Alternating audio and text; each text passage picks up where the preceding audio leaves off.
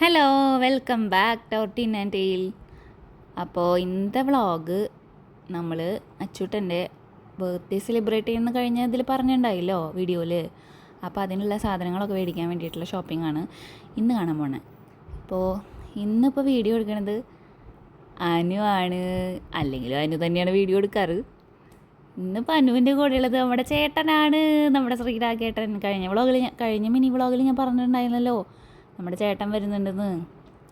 അപ്പോൾ ഞാനും അനുവും കൂടിയിട്ട് ഡ്രീംസിൽ പോയി ഞങ്ങൾ അച്ഛൻ്റെ ഫോട്ടോസ് ബാനർ ആക്കാനായിട്ട് കൊടുത്തിട്ടുണ്ടായിരുന്നു.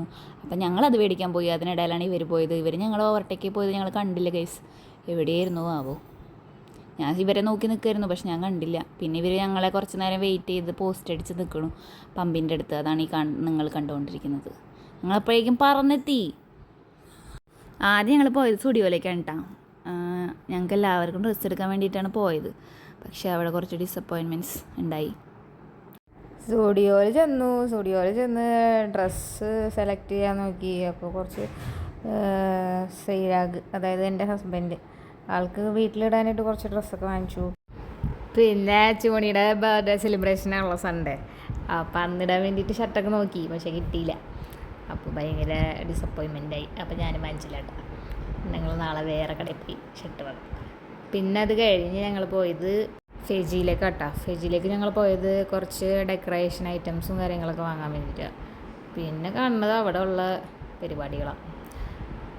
ഞങ്ങളവിടെ കുട്ടിക്ക് വേണ്ടിയിട്ടുള്ള സാധനങ്ങൾ തപ്പുമ്പോൾ അവിടെ രണ്ടെണ്ണം എന്താ പറയുക, ന്യൂ കപ്പിൾസ് ആണല്ലോ. അപ്പോൾ അവർ എൻജോയ് ചെയ്യായിരുന്നു. ഞങ്ങൾ ശല്യപ്പെടുത്താൻ പോയില്ല. പാവങ്ങൾ പ്രേമിച്ചോട്ടെ. കണ്ടില്ലേ, ഇതാണ് നിങ്ങൾ കാണുന്ന രംഗങ്ങൾ. ഈ രംഗങ്ങൾ അവിടെ എത്രയോ പേരുണ്ടായിരുന്നു, രണ്ടെണ്ണവും. പിന്നെ നമ്മൾ വിചാരിച്ചു പാവങ്ങളല്ലേ, പ്രേമിക്കട്ടെ. സംഭവം നമ്മുടെ ചേട്ടൻ പ്രവാസിയാണല്ലോ.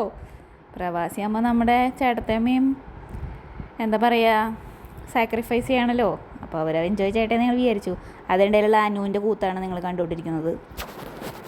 കൊച്ചിനെ എങ്ങനെ പേടിപ്പിക്കാമെന്നാണ് അവൻ ആലോചിച്ച് നടക്കണേ.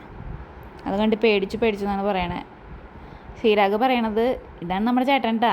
ശ്രീരാഗ് പറയണത് ശ്രീരാഗ് നമ്മൾ വ്ളോഗിലിട്ട് ഫേമസ് ആക്കോ എന്നാണ് പറയുന്നത്.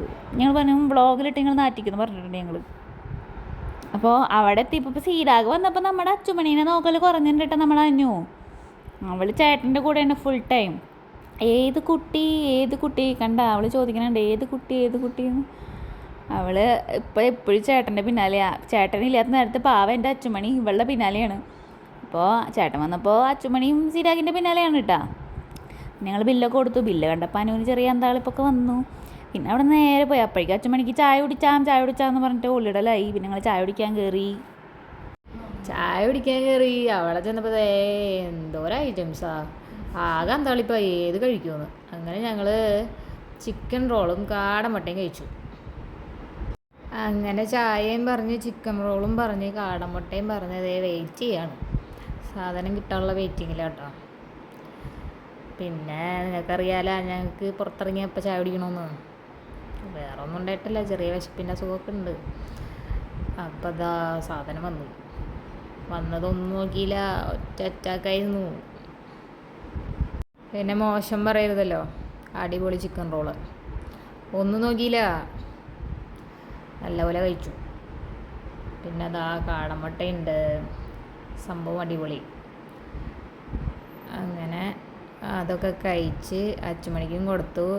അച്ചുമണി സ്വാദുള്ളത് കൊണ്ടാണ്, എരിവൊന്നും നോക്കണില്ല ആള് കഴിച്ചു കഴിഞ്ഞിട്ട് എരിയണു എന്ന് പറഞ്ഞിരിക്കുകയായിരുന്നു. പിന്നെ അച്ചുമണിക്ക് വെള്ളമൊക്കെ കൊടുത്ത് തിരിച്ചു പോന്നു. അപ്പോഴേക്കും നൈറ്റായിട്ടാ, വൈകുന്നേരം ഇറങ്ങിയതാണ് വീട്ടിൽ നിന്ന്. അപ്പോൾ ഇന്നത്തെ വ്ളോഗ് ഇത്രയുള്ളൂ. Tata bye bye, good night.